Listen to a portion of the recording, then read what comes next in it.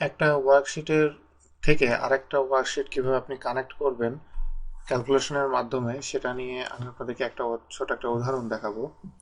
যেমন এখানে দেখেন, এখানে তিনটা ওয়ার্কশিট আছে, Z1, Z2, Z3, এবং এটা সামারি আছে লাস্টে। সামারি যেটা সেটা আমি এখন তৈরি করব। এখানে দেখেন যে Z1 মানে এটা হলো জোন 1।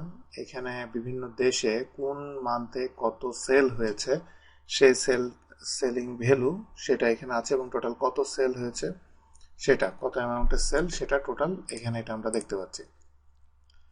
এখন এটা হলো জোন 1-এ। আমি যদি জোন 2-তে দেখি, জোন 2-তে একই দেশের জন্য শুধু এখানে ডাটাগুলো চেঞ্জ, আবার জোন 3। এখন আমি যদি চিন্তা করি যে জোন 1, জোন 2, জোন 3 তিনটার জন্য কম্বিনেশন করে ইন টোটাল সামারি যেটা সেটা কত, যেমন সামারির ভিতরে গেলে সব দেশের জন্যই জানুয়ারি, ফেব্রুয়ারি, মার্চ, এপ্রিল এই তিনটার জন্য জোন 1, জোন 2, জোন 3 এই তিনটা জোন আমি যোগ করব। তো যখন আমি এটা যোগ করতে চাই তখন সেই ক্ষেত্রে আমি কিভাবে করি সেটা দেখেন।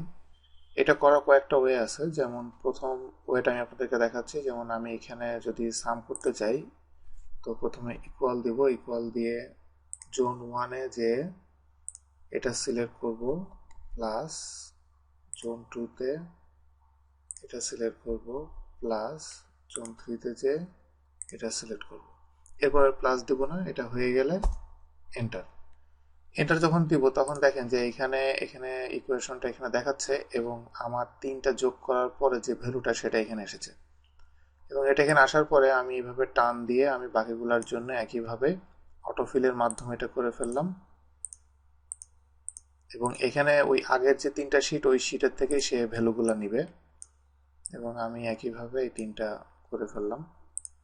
করার পরে আমার এখানে টোটাল যেটা সেটা দেখাচ্ছে যে 21 না, 2 মিলিয়ন $2 মিলিয়ন আমার টোটাল সেল হয়েছে এখানে আমাকে যেটা দেখাচ্ছে, তিনটা যোগ যেটা। এটা হলো একটা ওয়েতে আমি করলাম। আমি আবার ব্যাকে যাচ্ছি। এখন আমি আপনাদেরকে আরেকটা স্মার্ট ওয়ে দেখাবো, যেটা নর্মালি এইভাবে করা, আসলে এটা একটা স্মার্ট এবং স্ট্যান্ডার্ড ওয়ে, এইভাবে করা উচিত। একটু আগে যেটা দেখেছিলাম সেটা ম্যানুয়াল ওয়ে। এভাবে করতে গেলে প্রথমে ইকুয়াল দিয়ে সামেশন আমরা যেভাবে করেছি সেই সাম যে ফাংশন সেটা নিব। সাম ফাংশন নেওয়ার পরে এবার আমি এই অবস্থায় জোন 1-এ সিলেক্ট করব। সিলেক্ট করার পরে শিফট চাপ দিয়ে ধরে জোন 3-তে সিলেক্ট করব। এতে যেটা হবে যে দেখেন যে তিনটা যে শিট আছে তিনটা শিটই কিন্তু সিলেক্ট হয়েছে। তিনটা শিট যখন সিলেক্ট হবে এই অবস্থায় আমি জোন 1-এর ভিতরে আছি, এই অবস্থায় আমি প্রথম যে সেলটা এই সেলটা আমি সিলেক্ট করব।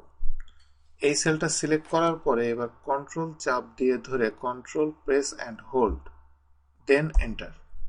এটা দিলে তাহলে দেখেন যে এই সামটা সে কিভাবে করেছে। এখানে সাম Z1 থেকে Z3-র B5 সেলটা সে সাম করবে। এটা হলো ইকুয়েশন। এবার আমি যদি এটাকে টান দিয়ে অটোফিল করি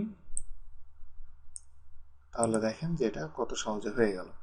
আগে যেটা দেখেছিলাম সেটা আপনার করতে একটু টাইম লাগবে, আর এটা হলো অ্যাকচুয়ালি স্ট্যান্ডার্ড ওয়ে, যেটা একটা স্মার্ট ওয়ে, এই ওয়েতে আসলে করা উচিত।